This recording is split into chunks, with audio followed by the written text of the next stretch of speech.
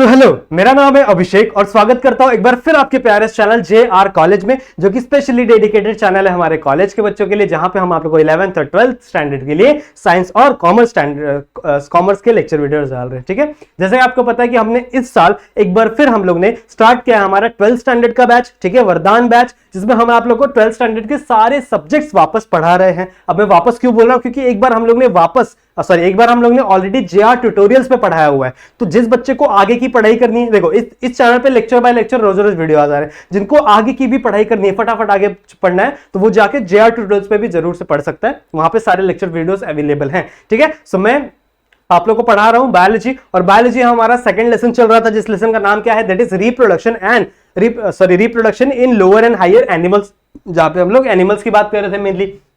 और ये मेरा लेक्चर नंबर 11th है। इसका मतलब इसके पहले मैंने 10 लेक्चर डिलीवर कर रखे, तो जिसने भी नहीं देखा है बहुत ज्यादा जरूरी है। और ये लेक्चर देखने के लिए आप लोग को 10th लेक्चर देखना बहुत ज्यादा जरूरी है। ठीक है, अगर आप लोगों ने 10th लेक्चर नहीं देखा होगा तो आप लोगों को 11th लेक्चर अच्छे से समझ में नहीं आएगा। एक बार वापस बोल देता हूं, आप लोग को 10th लेक्चर देखना जरूरी है 11th देखने से पहले, तो जरूर से देख लेना वो लेक्चर। सही है, आज हम लोग बहुत सारी चीजों की बातें करने वाले हैं। आज हम लोग देखने वाले हैं कि जो हमारा ब्लास्टूला था या फिर जो सेल था, एम्ब्रियो था, उससे आगे चल के एक बेबी कैसे फॉर्म होगा, वो सारी चीजों के बारे में आज हम लोग धीरे धीरे हर एक चीज समझेंगे। ठीक है, सो लेक्चर स्टार्ट करने से पहले आपको एक चीज बताना चाहता हूं कि हमारा जो JR ट्यूटोरियल्स का एप्लीकेशन है, उसे जरूर से डाउनलोड कर लेना, क्योंकि उसके ऊपर बहुत सारे आप लोगों को नोट्स मिलेंगे। जब ये चैप्टर खत्म हो जाएगा तो इसके नोट्स आप लोगों को वहां पे मिल जाएंगे। चैप्टर नंबर 1 के आप लोगों को नोट्स वहां पे मिल जाएंगे। साथ ही साथ आप लोगों को बहुत सारे क्वेश्चन पेपर आपको वहां पे प्रैक्टिस करने के लिए मिलेंगे, तो वो जरूर से डाउनलोड कर लेना। एकदम फ्री ऑफ कॉस्ट एप्लीकेशन है। और तो और अगर आपको कोई मुझसे डाउट होता है, मुझसे कोई बातें करनी है, या फिर मुझे कोई एप्रिसिएशन देना, समझो आपको मेरे लेक्चर पसंद आ रहे हैं, ठीक है, अगर आपको मेरे लेक्चर पसंद आ रहे हैं तो वो भी आप यहाँ के मुझे इंस्टाग्राम पे मुझे बता सकते हो। क्लियर है, समझ में आ गया? ठीक है, तो चले आगे। आज बढ़ते हम लोग अपने इस टॉपिक में, जिस टॉपिक मैंने आप लोगों को ये ओवरव्यू दिया था, और हम लोग ने क्या चालू किया था, फर्टिलाइजेशन हो गया ना, इंप्लांटेशन चालू किया था हम लोग ने। सही है, हम लोग ने इंप्लांटेशन शुरू किया था, और आओ देखते हैं क्या क्या हम लोग ने पढ़ रखा था। तो मैंने आप लोगों को एक नॉर्मल सा ये डायग्राम सिखाया था। ठीक है, ये डायग्राम मैंने आप लोगों को दिखाया था, और मैंने आपको बताया था कि यहाँ पे कुछ जो अपना एम्ब्रियो है, ये क्या हो चुका है, एम्बेड हो चुका है इस स्ट्रक्चर के अंदर। ठीक है, हमारा जो एम्ब्रियो है ये एम्बेड हो चुका है इस स्ट्रक्चर के अंदर। और कुछ मैंने आप लोगों को ऐसे कुछ सेल स्टेज दिखाए थे, ये मैंने आप लोगों को लेक्चर नंबर 10 में दिखाया था। तो अभी इसको मैं क्लियर कर देता हूं, और अभी हम लोग इसके आगे की बात करते हैं। ठीक है, अभी तक क्या बना हुआ है, ध्यान से देखो, अभी तक कितनी चीजों की फॉर्मेशन हो गई है। एक आपका सेल है, ठीक है, एक आपका मतलब मान लो एक आपका बड़ा सा स्ट्रक्चर है, और उसके अंदर कौन कौन सी चीजें बनी हुई है। यहाँ पे साइड में सेल्स की कवरिंग है। ठीक है, साइड में क्या है, यहाँ पे सेल्स की कवरिंग है। सही है, साइड में यहाँ पे क्या है, बहुत सारे सेल्स लगे हुए हैं।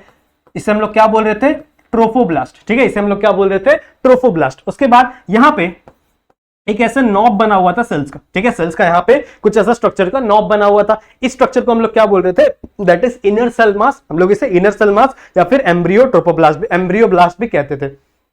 इतनी बात समझ में आ रही है? अब ये वाला जो स्ट्रक्चर था, इसे हम लोग क्या बोल रहे थे, पूरे स्ट्रक्चर को हम लोग क्या बोलते थे, ब्लास्टूला। सही है, और ये स्ट्रक्चर पूरा का पूरा एम्बेड हो जाता है जाके एंडोमेट्रियम के अंदर। ये सारी चीजें मैंने आप लोगों को लेक्चर नंबर 10th में सिखाई थी। अब यहीं से हम लोग चीजें कंटिन्यू करेंगे। इसके आगे कौन कौन सी चीजें होने वाली, वो सारी चीजों की बात हम लोग करना शुरू करते हैं। सही बात है, तो ये हो गया आपका ब्लास्टूला वाला स्टेज। सही है, जिसमें इस कैविटी को हम लोग क्या बोलते हैं, ब्लास्टोसील, और इस कैविटी के अंदर क्या भरा हुआ है, ग्लाइकोजन। सही बात है, यहां तक हम लोग ने ऑलरेडी कर रखा है। सही है, अब ये होता किस दिन है, 7th डे पे होता है। ठीक है, अब ये होता किस दिन है, 7th डे पे होता है। मतलब आपका फर्टिलाइजेशन का 1 वीक जा चुका है। मतलब फर्टिलाइजेशन, जब फर्टिलाइजेशन हुआ था, वहां से लेके 7वें दिन तक आपका इम्प्लांटेशन हो गया, और ये आपका जो अपना ब्लास्टूला था, ब्लास्टूला कह लो या फिर ब्लास्टोसिस्ट कह लो, ये क्या हो चुका है, एम्बेड हो चुका है एंडोमेट्रियम के अंदर। अब इसके अंदर अब आपका 2nd वीक शुरू होगा। ठीक है, अब आपका क्या शुरू होगा, 2nd वीक शुरू होगा। तो 2nd वीक ऑफ फर्टिलाइजेशन में कौन कौन सी चीजें हम लोग को देखने मिलेगी, कौन कौन से चेंजेस हम लोग को देखने मिलेंगे, वो थोड़ा सा बात कर लेते हैं। तो अभी तक हमारा जो स्ट्रक्चर था, वो ये नॉर्मल सा स्ट्रक्चर है। सही है, ये हमारा ब्लास्टूला का स्ट्रक्चर है, ये हमारा ब्लास्टूला का स्ट्रक्चर है, और इसमें क्या फॉर्म हुआ था, एक छोटा सा नॉब फॉर्म हुआ था, जिसे हम लोग क्या बोल रहे थे, एम्ब्रियोब्लास्ट। सही है, अब होगा क्या, 8th डे पे, ध्यान से सुनेंगे, 8th डे पे होगा क्या, 8th डे आप दूसरे वीक में आ गए हम लोग। सही है, अब 8th डे पे होगा क्या, सबसे पहले ये जो ट्रोफोब्लास्ट की लेयर थी, ये जो बाहर वाली लेयर को हम लोग ट्रोफोब्लास्ट बोल रहे थे ना, अब ये लेयर 2 लेयर में डिवाइड हो जाएगी। ठीक है, अब ये लेयर क्या हो जाएगी, 2 लेयर में डिवाइड हो जाएगी। अभी तक ये सिंगल लेयर थी। ठीक है, लेकिन अब क्या होगा, ये जो लेयर है ये 2 लेयर में डिवाइड हो जाएगा। बच्चों ध्यान से सुनो, एक जो लेयर होगी वो सेलुलर होगी, मतलब सेल्स से बनी हुई होगी। एक जो लेयर बनी है वो किससे बनी हुई है? सेल्स से बनी हुई है, सही है। और इसके बाहर एक और लेयर है बच्चों जो सिर्फ एक सेल का मास है, मतलब एक सेल है, ठीक है, एक सेल है और इसके अंदर बहुत सारे न्यूक्लियस है। एक सेल है, इसके अंदर बहुत सारे न्यूक्लियस है, तो इसके अंदर मल्टीपल न्यूक्लियस है एक सेल के अंदर, ठीक है। ऐसे सेल्स को हम लोग कहते हैं सिंसीशियम। व्हाट वी कॉल, बायोलॉजी में ऐसे सेल्स को हम लोग क्या बोलते हैं? सिंसीशियम। समझ में आ रही बात? ऐसे सेल्स को हम लोग क्या बोलते हैं? सिंसीशियम। तो कुछ ऐसा स्ट्रक्चर फॉर्म होता है कहां पे? इसके बाहर साइड में, मतलब इसमें बहुत सारे क्या प्रेजेंट होंगे? न्यूक्लियस प्रेजेंट होंगे। समझ में आया? अब ये बनता कैसे हम लोगों को पता है क्या बोलते हैं, जो अपना सेल डिवीजन है उसमें दो चीजें होती है, कार्योकाइनेसिस और एक साइटोकाइनेसिस। तो आप एक सेल का, एक ये सेल है, ठीक है, ये जब डिवाइड होगा तो सबसे पहले न्यूक्लियस डिवाइड करता है, इसको हम लोग क्या बोलते हैं? कार्योकाइनेसिस। और उसके बाद क्या होता है? साइटोकाइनेसिस में साइटोप्लाज्म डिवाइड होता है। तो आप माइटोसिस में सिर्फ और सिर्फ क्या करो पता है? सिर्फ और सिर्फ कार्योकाइनेसिस करो, साइटोकाइनेसिस मत करो। तो अगर आप कार्योकाइनेसिस करते जाओगे तो इसके अंदर ये जो न्यूक्लियस है यही डिवाइड होगा, इसका साइटोप्लाज्म डिवाइड नहीं होगा। तो ऐसे चल के एक स्ट्रक्चर बन जाता है जिसको हम लोग क्या बोलते हैं? सिंसीशियम। सही है। और ये किससे बना हुआ है? ये आपके इस सेल से बना हुआ है, ट्रोफोब्लास्ट है। तो अब आपका जो ट्रोफोब्लास्ट है वो दो सेल्स में डिवाइड हो गया, ठीक है, दो पार्ट्स में डिवाइड हो गया। इन दोनों पार्ट का अलग अलग नाम है, ठीक है। जो अंदर वाला पार्ट है, ठीक है, ध्यान से सुनेंगे, जितनी बातें बता रहा हूं वो सारी चीजें ध्यान से सुनेंगे। जो अंदर वाला पार्ट है उसे हम लोग कहेंगे साइटोट्रोफोब्लास्ट, ठीक है। ये जो पार्ट है, लिख दो, मार्क कर दो, इसे हम लोग क्या बोलेंगे? इट इज द साइटोट्रोफोब्लास्ट, ठीक है। साइटो के, देखो ट्रोफोब्लास्ट तो समझ में आया क्योंकि ये ट्रोफोब्लास्ट से बना हुआ है। साइटो क्यों? क्योंकि ये सेल से बना हुआ है बच्चों, ठीक है। ये किससे बना हुआ है? सेल्स से बना हुआ है। लेकिन ये बाहर वाला सेल से बना है क्या? नहीं, वो सिंसीशियम से बना है, सही है। वो किससे बना है? सिंसीशियम से बना है। तो उसे हम लोग क्या कहेंगे? इसे हम लोग क्या कहेंगे? इट इज द सिंसीशियो, एक सेकेंड ना,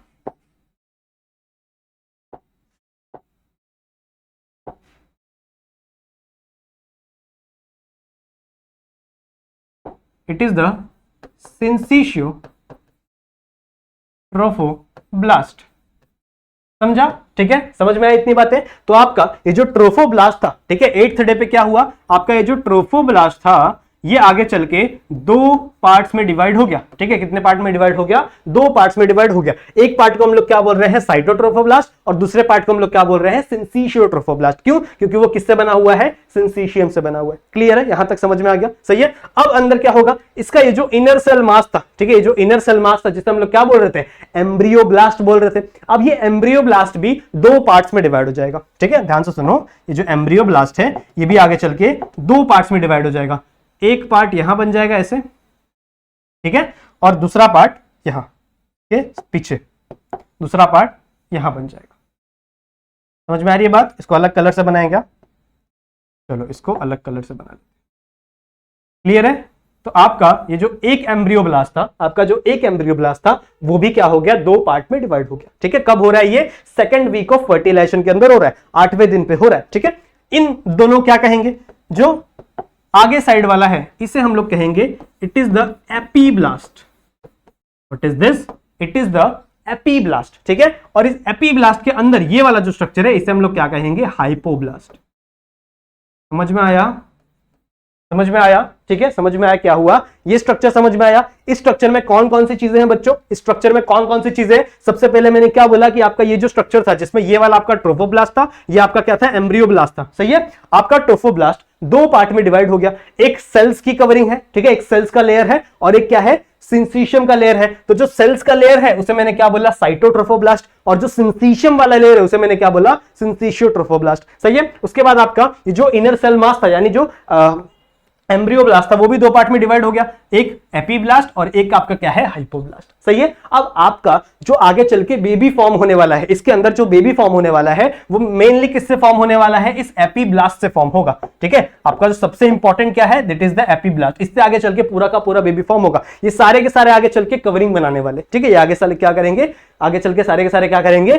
कवरिंग बनाएंगे। सारे के सारे क्या करेंगे? कवरिंग बनाएंगे। क्लियर है? समझ में आ गया? तो अब और भी बड़ी सारी चीजें फॉर्म होती है, ठीक है, और भी बड़ी चीजें फॉर्म होती है। चलो आ जाओ नेक्स्ट स्लाइड पे देखते हैं। अब क्या होगा इसके अंदर? क्या होगा? देखो इसके अंदर ये जो स्ट्रक्चर है ना, इसमें से एक ऐसा फूला हुआ रीजन निकलेगा। जैसे for example for example this is your epiblast, ये आपका क्या है एपीब्लास्ट है। तो एपीब्लास्ट क्या हो जाएगा मतलब अंदर से ऐसे फूल जाएगा। जैसे आप लोग पूड़ी देखे रहोगे, जब मम्मी पूड़ी बनाने जाती है तो पहले आपका जो उसका जो पूड़ी का जो बैटर रहता है पहले वो तो पतला सा रहता है, सही है, और जैसे उसको तेल में डालती है वो ऐसे फूल जाता है। कुछ सिमिलर सी चीजें यहां पे भी होने वाली है। अब देखो थोड़ा नेक्स्ट स्लाइड में बताता हूं आप लोग को, ठीक है। नेक्स्ट स्लाइड में ये क्या है अभी मत देखो, जो मैं बता रहा हूं वो सुनो। सबसे पहला क्या था आपकी एक सेल मेम्ब्रेन, एक सेल जो किसकी बनी हुई है सेल्स की, इट इज द साइटोट्रोफोब्लास्ट। और इस साइटोट्रोफोब्लास्ट के बाहर क्या है सिंसिशियोट्रोफोब्लास्ट, सही है, ये आपका ट्रोफोब्लास्ट हो गया। अब इसके अंदर ध्यान से सुनो, इसके अंदर एक आपकी कवरिंग थी एपीब्लास्ट, सही है। तो ये आपका एपीब्लास्ट ऐसे ही पड़ा रहेगा, लेकिन यहां से कुछ ऐसे सेल्स ऐसे ग्रो होना शुरू हो जाएंगे। इसको थोड़ा और छोटा बनाते हैं, अच्छा बनेगा। ध्यान सुनो, यहां से कुछ ऐसे सेल्स निकलते हैं और यहां से एक स्वॉलो रीजन बना लेते हैं, ठीक है। यहां से क्या बना लेते हैं एक स्वॉलो रीजन बना लेते हैं। अभी भी ये वाला जो पार्ट है, ये वाला जो पार्ट है इसको अभी भी हम लोग एपीब्लास्ट ही कहेंगे, ठीक है। इसे अभी भी हम लोग क्या बोलेंगे एपीब्लास्ट ही कहेंगे, ठीक है। और ये जो आगे चल के स्वॉलो वाले दिख रहे हैं, ये वाला जो स्ट्रक्चर दिख रहा है जैसे पूड़ी इनकी फूल गई है ऐसा समझ लो, तो ये वाला स्ट्रक्चर है इसे हम लोग कहेंगे दैट इज एमनियन, ठीक है। अब इसे हम लोग क्या कहेंगे एमनियन। किस वाले स्ट्रक्चर को, इस वाले स्ट्रक्चर को, देख रहे हैं ये वाला स्ट्रक्चर है, इसे हम लोग क्या कहेंगे एमनियन। और इस एमनियन के अंदर ये जो खाली स्पेस दिख रहा है ना, इस खाली स्पेस में बच्चों एक फ्लूइड भर जाएगा, ठीक है। इस खाली स्पेस में ध्यान सुनो, इस खाली स्पेस के अंदर क्या भर जाएगा एक फ्लूइड भर जाता है जिसे हम लोग कहते हैं एमनियोटिक फ्लूइड, ठीक है। इस खाली स्पेस में क्या हो जाता है एक फ्लूइड भर जाता है, इस फ्लूइड को हम लोग क्या बोलते हैं एमनियोटिक फ्लूइड। क्लियर है, समझ में आ गया, समझ में आ गया। सो इस फ्लूइड को हम लोग क्या कहेंगे it is the amniotic fluid. इतना समझ में आ गया, इतना समझ में आ गया। यहां तक देखो, यहां पे देखो, यहां पे क्या फॉर्म हुआ था, ये आपका क्या था साइटोट्रोफोब्लास्ट, ये आपका सिंसिशियोट्रोफोब्लास्ट। और अंदर क्या था जो आपका एम्ब्रियोब्लास्ट था वो दो पार्ट में डिवाइड हुआ, एक आपका एपीब्लास्ट में और एक आपका हाइपोब्लास्ट में। तो अभी हम लोग ने एपीब्लास्ट की कहानी सुनी, ठीक है। एपीब्लास्ट में क्या हुआ था कि आपका जो एपीब्लास्ट है वो पीछे से क्या हुआ ऐसे फूल गया, जैसे रोटी फूलती है, जैसे आपका पूड़ी फूलता है ना, वैसे पीछे से क्या हो गया फूल गया। ये जो स्वॉलो वाला रीजन है इसे मैंने क्या बोला एमनियन। और इस एमनियन के अंदर जो जगह खाली हुई इसे मैं उस वहां पे एक लिक्विड भर जाता है, उसे मैंने क्या बोला एमनियोटिक फ्लूइड। और ये अभी भी आपका क्या है एपीब्लास्ट ही है, ठीक है। ये अभी भी आपका क्या है एपीब्लास्ट ही है। अब इस एपीब्लास्ट के यहाँ पे क्या था हाइपोब्लास्ट, यहाँ पे क्या था हाइपोब्लास्ट। अब ये हाइपोब्लास्ट भी सेम टू सेम इसकी तरफ फूल जाता है, ठीक है। ये हाइपोब्लास्ट में क्या हो जाएगा इसकी तरफ फूल जाएगा ऐसे करके, सेल्स से, सेल्स की कवरिंग बच्चों, सेल से ऐसे क्या हो जाएगा ऐसे ऐसे फूलना शुरू हो जाएगा, ठीक है। दिख रहा है, समझ में आ रही है बात। इसके अंदर भी ये स्पेस खाली बच जाएगा, ठीक है। इस खाली स्पेस को या फिर ये वाले स्ट्रक्चर को हम लोग कहते हैं योग सैक, इसे हम लोग क्या कहते हैं योग सैक। और अभी भी ये वाले स्ट्रक्चर को हम लोग क्या कहेंगे दैट इज हाइपोब्लास्ट। समझ में आ गया, ठीक है, समझ में आ गया। तो यहाँ पे दो चीजें हम लोग को समझ में आ गई। देखो टॉपिक क्या था formation of amnion, yolk sac and chorion. तो हम लोग ने एमनियन बनाना सीख लिया, यॉर्क सैक बनाना सीख लिया, ठीक है। एमनियन क्या होता है ये हम लोग ने सीख लिया, ये वाली कवरिंग को हम लोग ने क्या बोला एमनियन, सही है। और इसके अंदर वाली कवरिंग, ठीक है, अंदर ये जो हाइपोब्लास्ट था ये यहाँ से क्या होता है फूलता है और इसको हम लोग इसके अंदर ये जो खाली स्पेस है ना, ये जो खाली स्पेस है इसको हम लोग क्या बोलते हैं दैट इज यॉर्क सैक। बना दूं खाली स्पेस, दिखा दूं, इसको अपने बुक में जरूर से दिखाना, ठीक है। ये वाला जो खाली स्पेस है इस स्पेस को हम लोग क्या बोल रहे हैं दैट इज यॉर्क सैक।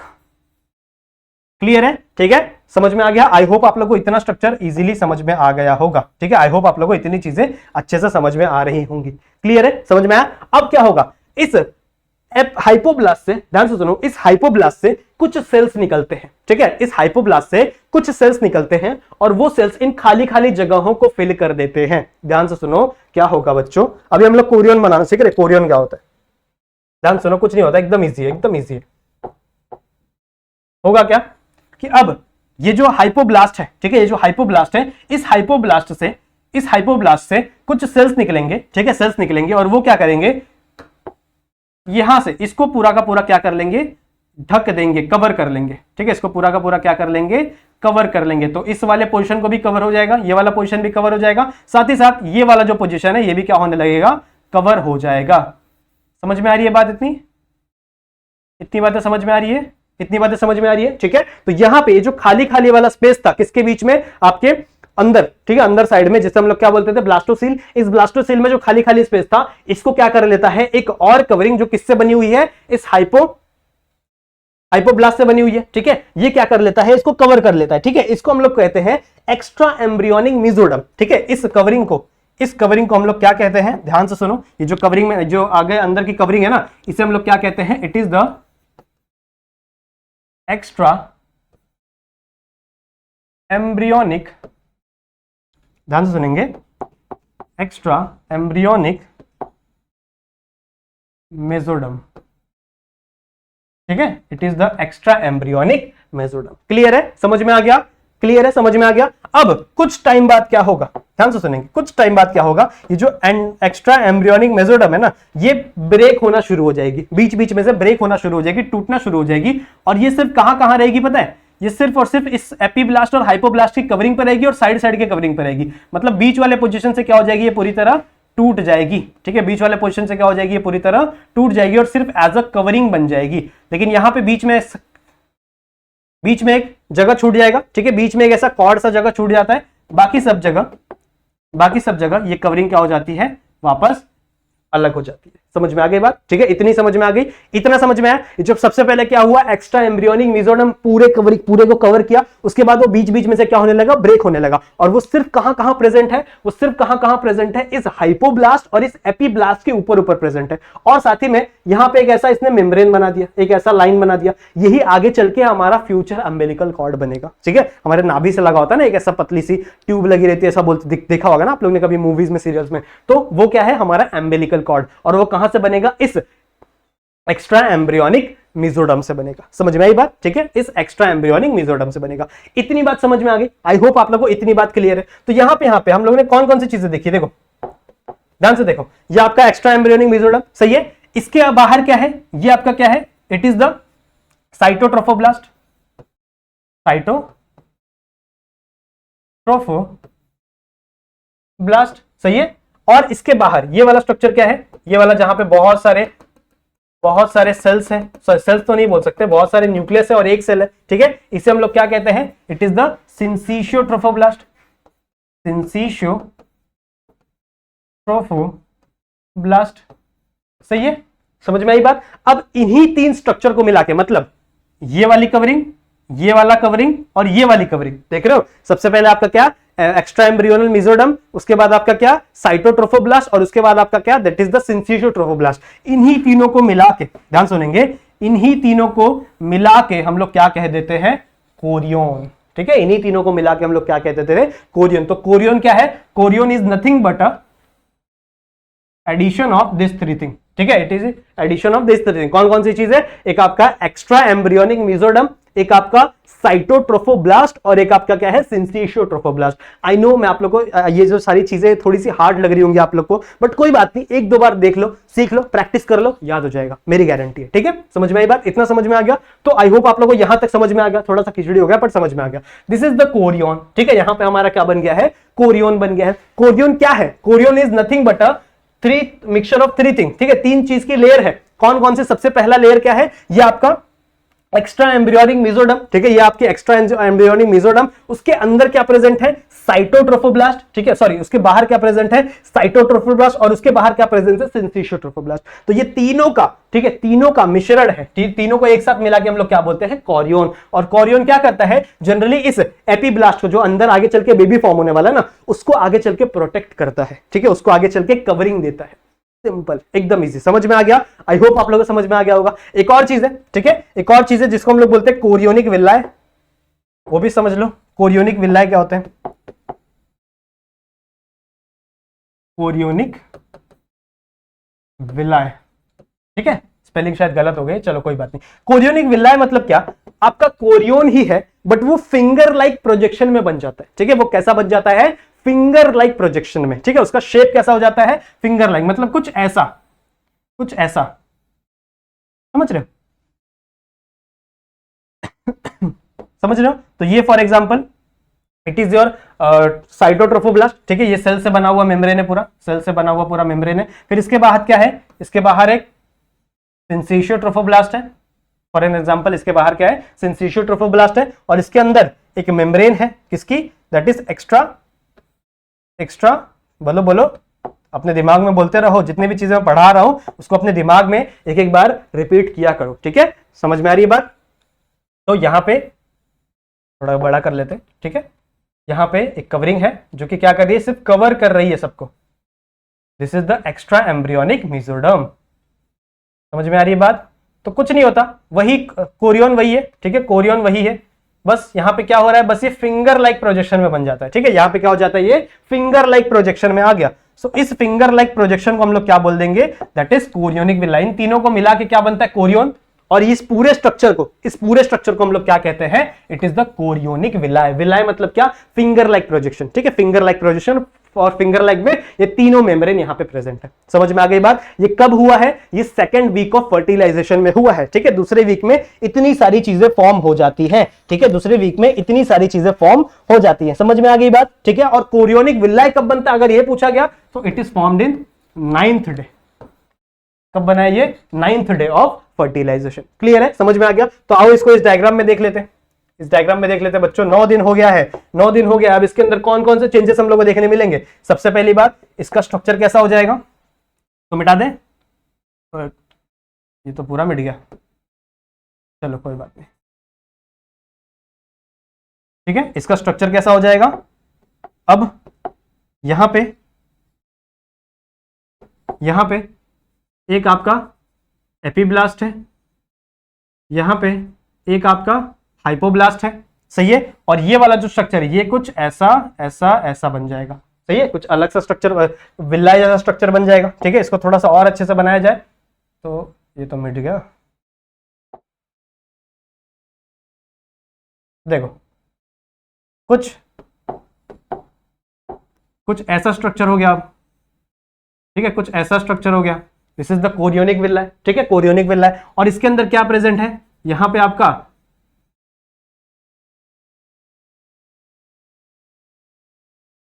ठीक है, समझ में आ गई बात? इतना स्ट्रक्चर समझ में आ गया। यहां तक हम लोग ने बनाना सीख लिया है, ठीक है, यहां तक हम लोग ने चीजें बनाना सीख ली है। आई होप आप लोगों को इतनी चीज समझ में आ गई। ये एपीब्लास्ट है, हाइपोब्लास्ट, और इसके बाद ये वाला आपका एमनियन। समझ में आ रही बात? ये क्या है, मार्क कर दे इसको अलग से, ये वाला structure it is the amnion. इसके अंदर एमनियोटिक फ्लूइड, और इसके बाहर ये वाला जो स्ट्रक्चर क्या है, इट इज अ हाइपोब्लास्ट। और ये क्या है, ये वाला अंदर जो कवरिंग है, इसे हम लोग क्या बोल रहे हैं, योक सैक, ठीक है। अंदर का जो खाली प्रेजेंट है, इसको हम लोग क्या बोल रहे हैं, योक सैक। और यहाँ पे क्या बन गया आपका, दैट इज कोरियोनिक विलाय बन गया, सही है। अब इस कोरियोनिक विलाय से ही, ठीक है, अब ये सब कुछ बना है 9th डे पे, ठीक है, ये सब कुछ कब बना है, 9th डे पे बच्चों फॉर्म हुआ है। अब ये जो 9th डे से लेके, ठीक है, अब ये क्या करेगा, आगे चल के यही कोरियोनिक विलाय प्लेसेंटा बनाएगा, ठीक है। अब देखो प्लेसेंटा ऑलमोस्ट बन गया है, बस कुछ चीजें ऐड होनी है। कुछ चीजें मतलब क्या, यहां पे मदर का ब्लड आता है बच्चों, ठीक है। ये जो सिंसिशियो ट्रोफोब्लास्ट है ना, इस सिंसिशियो ट्रोफोब्लास्ट में यहां से एक आती है मदर का ब्लड आता है, ठीक है, मदर का एक वेसल आती है। इस वेसल को हम लोग बोलते हैं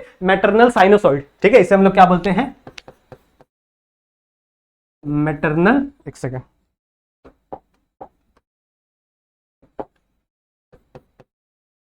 मैटरनल साइनोसॉइड, कुछ नहीं है, ठीक है। मैटरनल साइनोसॉइड मतलब क्या, कि जो मम्मी से आई हुई, ठीक है, मम्मी से आई हुई जो मोटी सी ब्लड वेसल है, उसे हम लोग क्या बोलते हैं, मैटरनल साइनोसॉइड। ये आती है और यहां से ये क्या कर देती है, ब्लड पोर कर देती है। ब्लड पोर कहां करेगी, ये सिंसिशियो ट्रोफोब्लास्ट में, ठीक है, कहां करेगी, इस सिंसिशियो ट्रोफोब्लास्ट में क्या कर देगी, ब्लड को पोर कर देगी। समझ में आ रही बात, ब्लड को क्या कर देगी, पोर कर देगी। और याद करो, मैंने आप लोग को बताया था, मैंने आप लोग एक चीज बताई थी कि यहां पे आपका एपीब्लास्ट था, ये आपका एमनियन, यहां पे आपका हाइपोब्लास्ट, ये आपका योक सैक, और इसके नीचे यहां से एक एम्बिलिकल कॉर्ड जिसका स्ट्रक्चर निकला था, सही है। ये आगे चल के इसमें यहां पे ऐसे मिल जाता है, और आपका ब्लड कैसे आएगा, ब्लड यहां पे आएगा, ठीक है। लेकिन एक बात हमेशा याद रखना कि मदर का ब्लड और बेबी का ब्लड कभी भी मिक्स नहीं होगा, ठीक है। मदर का ब्लड और बेबी का ब्लड कभी भी मिक्स नहीं होगा। बेबी का ब्लड है वो यहां पे है, ठीक है, मदर का ब्लड यहां पे है, इसके बीच में ये सेल वाली कवरिंग है, सही है। और ये डिफ्यूजन के थ्रू यहां से यहां ट्रांसफर होगा। इसके अंदर जो ऑक्सीजन होंगे, इसके अंदर जो नाइट्रोजन बोल रहा हूं, जो न्यूट्रिशन होंगे वो डिफ्यूजन से ट्रांसफर होगा, सही है। अब इस बच्चे को भी तो क्या चाहिए, ऑक्सीजन चाहिए, ठीक है। ये बाहर आके तो सांस नहीं ले सकता कि अरे यार मेरी सांस फूल गई, सांस ले लो तो फिर अंदर चले जाता, ऐसा तो नहीं कर सकता, सही है।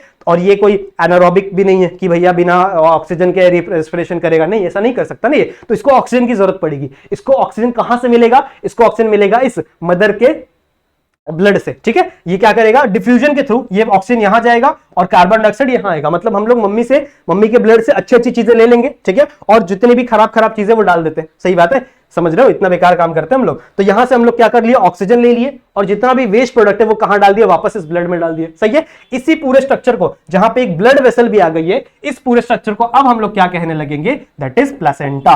ठीक है, अब इसे हम लोग क्या कहेंगे, दैट इज प्लेसेंटा। बट ये प्लेसेंटा 90 दिन बना है, 9th डे पे बना है। लेकिन मैंने आपको क्या बोला था, प्लेसेंटा एक्चुअल में कब बनता है, दैट इज 3rd मंथ पे। मतलब ये प्लेसेंटा बन तो गया है लेकिन ये अभी तक पूरी तरह से डेवलप नहीं हुआ है बच्चों। ठीक है, इसको डेवलप होने में कितने टाइम लगेंगे, अराउंड 2.5 मंथ लगेंगे। समझ में आ रही बात। तो 3 महीने बाद ये जो प्लेसेंटा है ये क्या होता है, डेवलप होता है, यहां पे बन गया प्लेसेंटा। समझ में आई बात। ठीक है, आई होप आप लोगों को इतनी चीजें समझ में आ गई होंगी। सो प्लेसेंटा समझ में आ गया। अब जब प्लेसेंटा बनता है, ठीक है, तो प्लेसेंटा जनरली बहुत सारे हार्मोन्स को भी रिलीज करता है। ठीक है, इसीलिए प्लेसेंटा को एक temporary, placenta is a temporary endocrine gland. Endocrine gland पता है आप लोग को, जो हार्मोन्स रिलीज करते हैं डायरेक्ट ब्लड के अंदर, उसे हम लोग एंडोक्राइन ग्लैंड बोलते हैं। और टेम्परेरी क्यों बोला मैंने, क्योंकि एंडोक्राइन ग्लैंड, सॉरी, ये जो प्लेसेंटा है ये सिर्फ और सिर्फ एक फीमेल के अंदर सिर्फ और सिर्फ प्रेगनेंसी के टाइम पे ही बनता है। मतलब नॉर्मल कंडीशन में तो उसके अंदर प्लेसेंटा नहीं प्रेजेंट होगा ना, तो इसीलिए it is the temporary endocrine gland. सही है, समझ में आई बात। अब इसके अंदर कौन कौन से हार्मोन बनते हैं ये भी आपको पता होना चाहिए। सबसे पहला HCG, जो मैंने अभी आप लोगों को बताया था, जो जनरली फंक्शन क्या करता था, जो पहले फंक्शन क्या करता था कि आपका ये जो कॉर्पस ल्यूटियम है, ठीक है, उसको मेंटेन करके रखना। अगर कॉर्पस ल्यूटियम मेंटेन नहीं रहा तो प्रोजेस्टेरॉन कौन बनाएगा, एस्ट्रोजन कौन बनाएगा। सही बात है। तो उसको मेंटेन करने का काम किसका है, HCG का। सही है, उसको मेंटेन करने का काम किसका है, HCG का। इसका फुल फॉर्म मैंने आप लोगों को बता दिया था। फिर उसके बाद आता है दैट इज HPL। ठीक है, दूसरा एंजाइम क्या है, that is HPL। It is, इसका फुल फॉर्म क्या है, ह्यूमन प्लेसेंटल लैक्टोजन। देखो, जब भी एक बेबी का बर्थ होगा आगे चल के, ठीक है, तो उसे नरिशमेंट चाहिए और उसको नरिशमेंट कहां से मिलती है, मिल्क से मिलती है। और मिल्क कहां से आएगा, मेमोरी ग्लैंड से आएगा। सिंपल सी बात है। तो मेमोरी ग्लैंड को, ठीक है, मेमोरी ग्लैंड को भी डेवलप कराने का काम कौन करता है, प्लेसेंटा। और प्लेसेंटा कौन सा हार्मोन रिलीज कर रहा है, दैट इज HPL, जिसका फुल फॉर्म क्या है, that is human placental lactogen, जो क्या करेंगे, जो मेमोरी ग्लैंड है उनको डेवलप करने में हेल्प करेंगे। सही है। साथ ही साथ ये ईस्ट्रोजन तो सिक्रेट करता ही है, ठीक है, ईस्ट्रोजन तो सिक्रेट करेगा ही, साथ ही साथ प्रोजेस्टेरॉन भी सिक्रेट करेगा, प्रोजेस्टेरॉन भी सिक्रेट करेगा। सही है। और एंड ऑफ द प्रेगनेंसी में, जब लेबर का टाइम होता है, ठीक है, जब चाइल्ड बर्थ का टाइम होता है, उस टाइम पे ये रिलैक्सिन भी सिक्रेट करता है। ठीक है, क्या सिक्रेट करता है, रिलैक्सिन। तो ये कुछ हार्मोन्स है जो कौन सिक्रेट करता है, आपका प्लेसेंटा सिक्रेट करता है। ठीक है, कौन सिक्रेट कर रहा है, आपका प्लेसेंटा सिक्रेट कर रहा है। समझ में आ रही है बात। तो आई होप आप लोग को इतनी चीजें समझ में आ गई। ठीक है, आई होप आप लोग को इतनी चीजें जो मैं कहना चाहता था समझ में आ गया। तो यहां पे आपका 2nd वीक खत्म होता है। ठीक है, आपका 2nd वीक फर्टिलाइजेशन का क्या हो गया, खत्म हो गया। अब यहां से शुरू होगा 3rd वीक। ठीक है, यहां से क्या शुरू होगा, 3rd वीक, जिसे हम लोग क्या, जहां पे एक प्रोसेस होती है जिसे हम लोग क्या बोलते हैं, ग्रास्टुलेशन। ठीक है, ग्रास्टुलेशन कब होगी, it is in the 3rd week of fertilisation.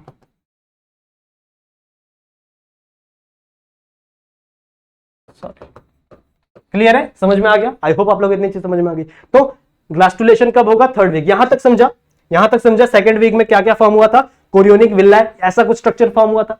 अब इसके अंदर क्या होगा, ध्यान से सुनो, ध्यान से सुनो। ठीक है, यहां पे था आपका, यहां पे था, this is your epiblast for an example. ठीक है, इसको थोड़ा हम लोग बड़ा करके बनाएंगे। इसके अंदर कौन कौन से चेंजेस हो रहे हैं वो थोड़ा समझने जाते हैं। तो दिस इज योर एपीब्लास्ट। सही है, दिस इज योर एपीब्लास्ट, कुछ ऐसा स्ट्रक्चर है। ठीक है, और इसके नीचे आपका क्या प्रेजेंट है, हाइपोब्लास्ट प्रेजेंट है। ठीक है, इसके नीचे क्या प्रेजेंट है, हाइपोब्लास्ट प्रेजेंट है। क्लियर है, समझ में आ रहा है। दिस इज योर एपीब्लास्ट और इसके नीचे क्या है, आपका हाइपोब्लास्ट प्रेजेंट है। अब होगा क्या, देखो, सबसे पहले इसके अंदर एक ऐसी छोटी सी पतली सी डंडी बनती है, यहां पे एक ऐसी पतली सी डंडी बनती है और इस आगे चल के इस डंडी का ऐसा नॉब बन जाता है। ठीक है, इस पूरे स्ट्रक्चर को हम लोग बोलते हैं स्ट्रिक। ठीक है, इस पूरे स्ट्रक्चर को हम लोग क्या बोलते हैं, स्ट्रिक। तो जो सबसे ऊपर वाला पोर्शन है उसको हम लोग प्रिमिटिव, सॉरी, वही स्ट्रिक बोलते हैं इसको। ऊपर वाले पोर्शन को हम लोग वही नॉड बोलेंगे और पीछे वाला क्या है, स्ट्रिक। तो इट इज द, ऊपर वाले का है प्रिमिटिव नॉड और ये क्या है, प्रिमिटिव स्ट्रिक। अब होगा क्या, देखो होगा क्या, एकदम सिंपल है।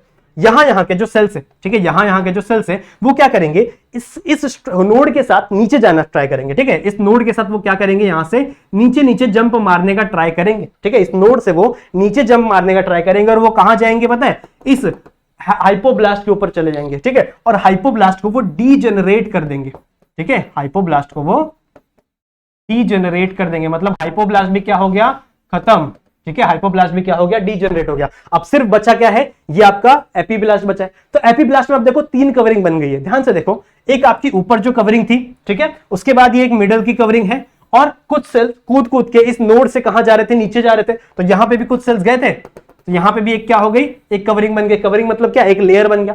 तो यहां पे 3 लेयर फॉर्म होता है, ठीक है, कितने लेयर फॉर्म होते हैं, 3 लेयर फॉर्म होते हैं, और इस प्रोसेस को, ये लेयर फॉर्म करने की प्रोसेस को हम लोग क्या बोलते हैं, ग्लास्टुलेशन। क्लियर है, समझ में आ गया, ग्लास्टुलेशन का मतलब क्या है, that is formation of 3 layers. अब इन 3 लेयर्स का नाम क्या है वो आपको पता होना चाहिए, ठीक है। जो सबसे ऊपर वाली लेयर है इसे हम लोग कहते हैं एक्टोडर्म। नाम सुना है, सुना होगा ना आप लोगों ने, ठीक है। जो सबसे ऊपर वाली लेयर है इसे हम लोग क्या बोलते हैं, एक्टोडर्म। इस लेयर को जर्म लेयर भी कहा जाता है, ठीक है, आप लोगों ने 10th स्टैंडर्ड में पढ़ा होगा ये सारी चीजें। तो ये ऊपर वाली लेयर को हम लोग क्या बोलते हैं, जर्म लेयर, ठीक है, और सॉरी इस पूरे को जर्म लेयर बोलते हैं। सबसे ऊपर वाला क्या है, एक्टोडर्म, फिर अंदर वाला क्या है, मीजोडर्म, सही है, ये 3rd वीक में हो रहा है। और ये जो सबसे नीचे वाला है इसे हम लोग क्या बोलते हैं, एंडोडर्म। समझ में आ गया, आई होप आप लोग इतनी चीज समझ में आ गई, ठीक है, समझ में आ गया यहां तक कि यहां से ये जो आपका एपीब्लास्ट था, ये एपीब्लास्ट अब यहां से 3 लेयर फॉर्म कर रहा है।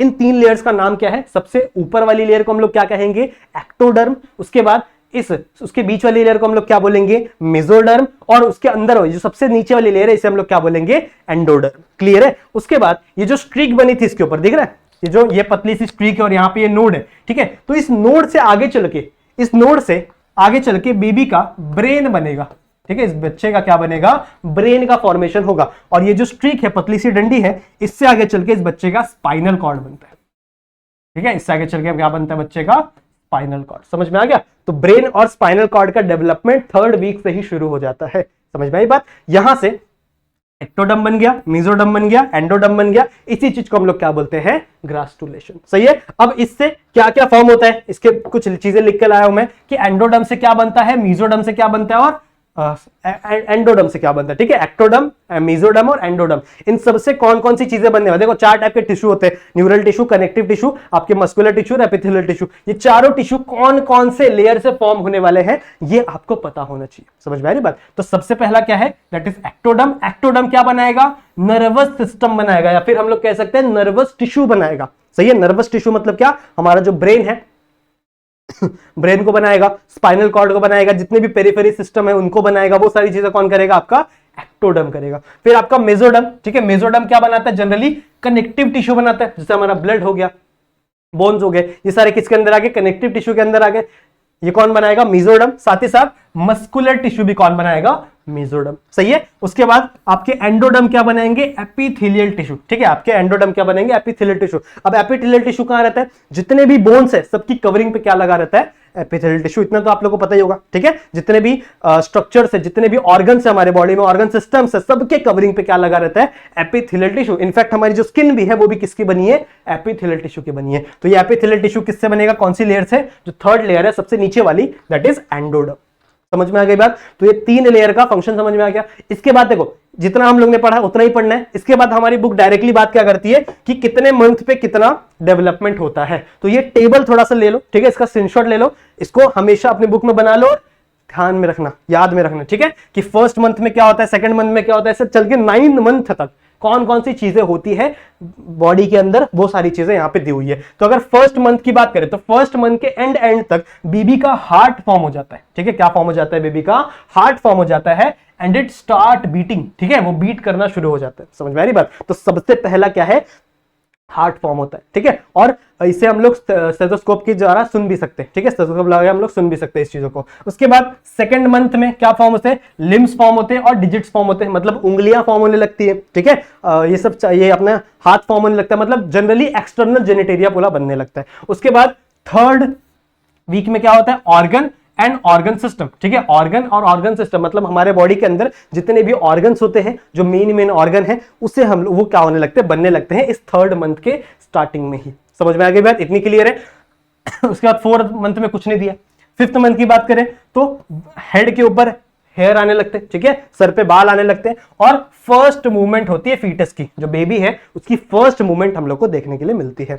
उसके बाद 6th मंथ में, ठीक है, 6वें मंथ में क्या होता है, हेयर ऑन बॉडी, ठीक है, बॉडी के ऊपर हेयर आने लगती है, आईलिड्स सेपरेट, ठीक है, आपकी जो आंखें होती है ये वाले ऊपर वाला पोर्शन ये ऐसे सेपरेट हो जाता है, और यहाँ पे आई लैशेस फॉर्म होती है, सही है, जो बाल दिख रहा है ना इसे हम लोग बोलते हैं आई लैशेस, ये वाले आंख के ऊपर वाले, ठीक है। तो यहाँ पे आई लैशेस फॉर्म होने लगते हैं। फिर 7th में कुछ नहीं करना, 8th में कुछ नहीं करना, सिर्फ डेवलपमेंट हो रही है, डेवलपमेंट हो रही है। और 9th में क्या होगा, आपका जो गेस्टेशन का पीरियड है वो खत्म होगा, और यहां से क्या शुरू हो जाएगा, दैट इज पास्चुरेशन, ठीक है, मतलब यहां से डिलीवरी की तैयारी शुरू हो जाएगी, मतलब आपका बेबी का पूरा डेवलपमेंट हो गया है। समझ में आ गई बात। देखो हम लोग ने कहां से शुरू किया था, हम लोग ने सेल बनाने से शुरू किया था, मेल का सेल बनाना, फीमेल का सेल बनाना, वहां से चीजें हम लोग ने शुरू की थी, और यहां तक आते आते हम लोग ने एक पूरा का पूरा ऑर्गेनिज्म बनाना सीख लिया है कि कैसे एक पूरे ऑर्गेनिज्म का डेवलपमेंट होता है। क्लियर है, समझ में आ गया। सब छोटी सी चीजें, लास्ट चीज है वो देख लो, दैट इज पास्चुराइजेशन, मतलब डिलीवरी कैसे हो रही है, ठीक है।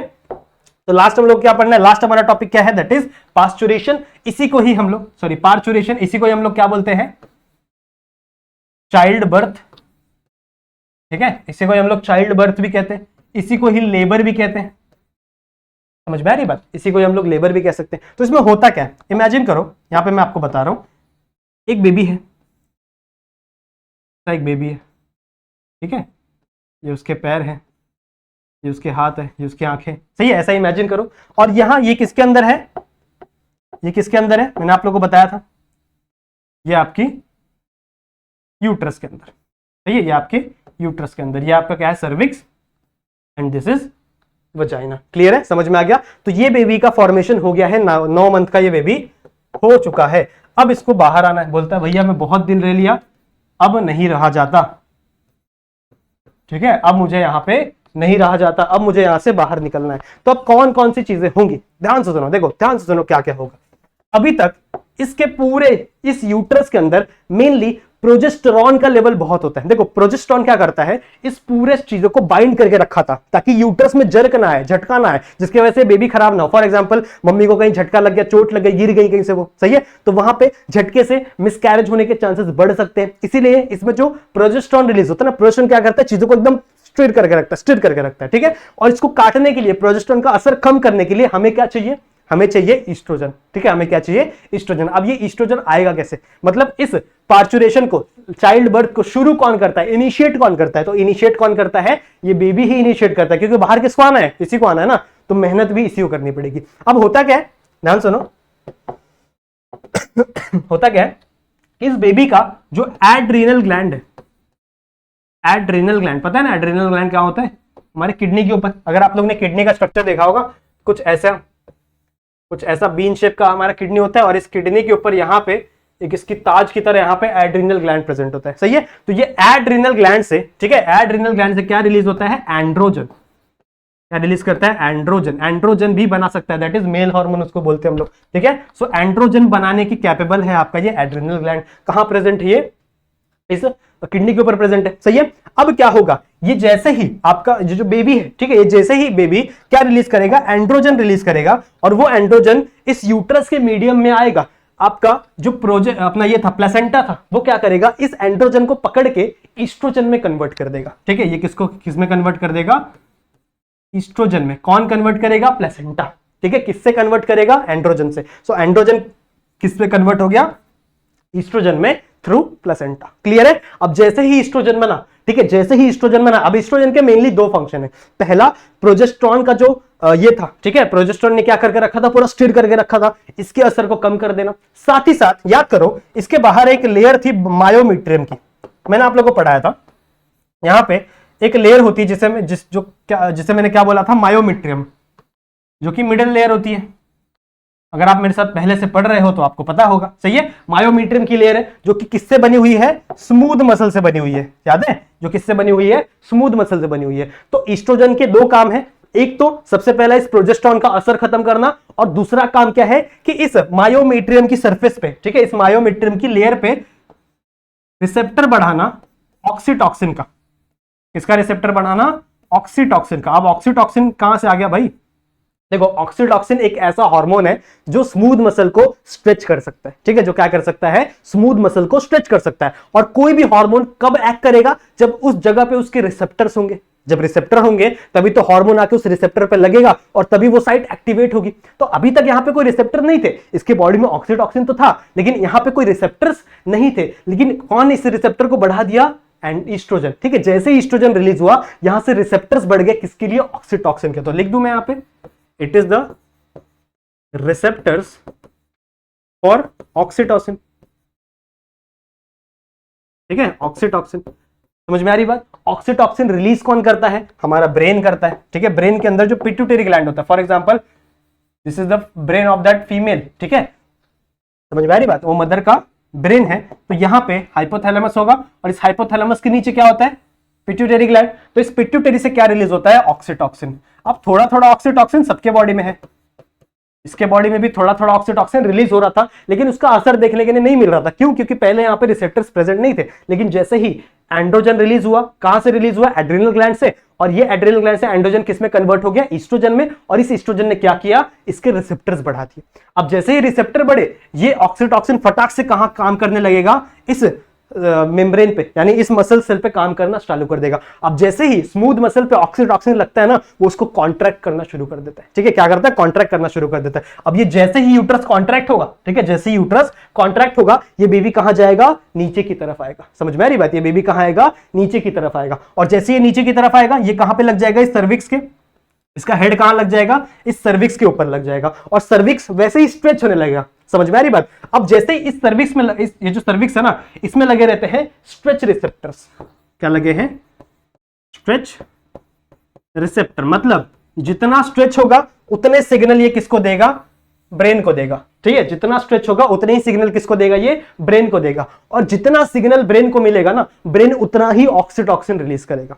क्या बोल रहा हूं मैं? समझ में आ रहा है बात? कि देखो, ऑक्सीटॉक्सिन रिलीज हुए तो ये क्या हुआ? कॉन्ट्रैक्ट हुआ। कॉन्ट्रैक्ट होने की वजह से बेबी क्या हो गया? नीचे पुश हो गया। सही है।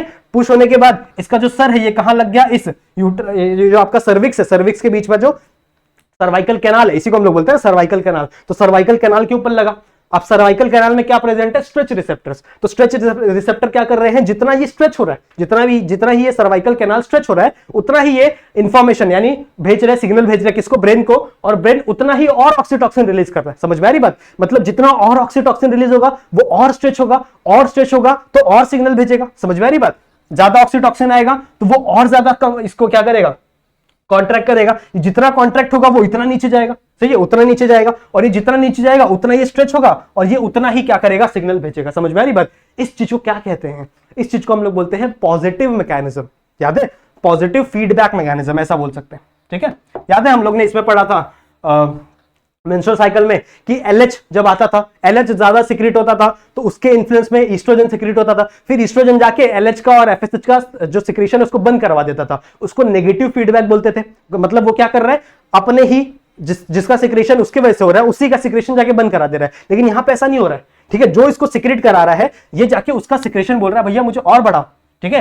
ये क्या बोल रहा है? कि मेरा सिक्रेशन और ज्यादा कर दो। समझ में आ रही बात? तो जितना ये स्ट्रेच हो रहा है उतना ही ये सिग्नल भेज रहा है किसको? ब्रेन को। और ब्रेन उतना ही और ऑक्सीटॉक्सिन रिलीज हो रहा है। इतना तो समझ में आ रही बात? तो ऐसा ये प्रोसेस तब तक चलता रहेगा जब तक इतना ऑक्सीटॉक्सिन ना प्रोड्यूस हो जाए कि ये पूरा कॉन्ट्रैक्ट करने के बाद ये बेबी कहां निकल जाए? बाहर आ जाए। समझ में आ रही बात? ये कहां से बाहर आएगा? सबसे पहला ये सर्वाइकल कैनाल, ये सर्वाइकल कैनाल और उसके बाद ये वजाइना। इसीलिए इन दोनों को मिला के हम लोग बर्थ कैनाल भी कहते हैं। ये मैंने आप लोगों को पढ़ाया है, पहले भी बताया था। सही है। तो इन दोनों को मिला के हम लोग क्या कहते हैं? Birth canal. समझ में आ रही बात? और इस पीरियड ऑफ टाइम में फीमेल्स को बहुत ज्यादा पेन होता है, ठीक है। समझ लो जान जाने वाली होती, इतना पेन होता है इनको। समझ में आई बात? ठीक है। इस पूरे प्रोसेस को हम लोग क्या बोलते हैं?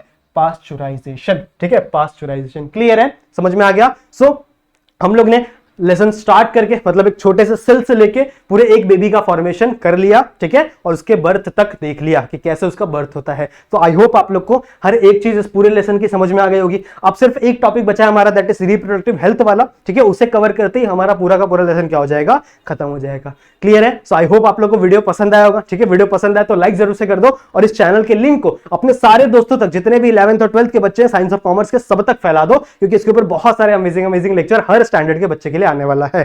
क्लियर है? ठीक है। सो लाइक का जो लाइक है उसका बटन जरूर से दबा लेना, सब्सक्राइब कर लेना, और हमारा जो बेल आइकन है उसको भी ऑल पे सेट कर देना ताकि आपको आने वाले नोटिफिकेशंस मिलते रहें। ठीक है, मिलते हैं नेक्स्ट वीडियो में, तब तक के लिए कीप स्टडिंग।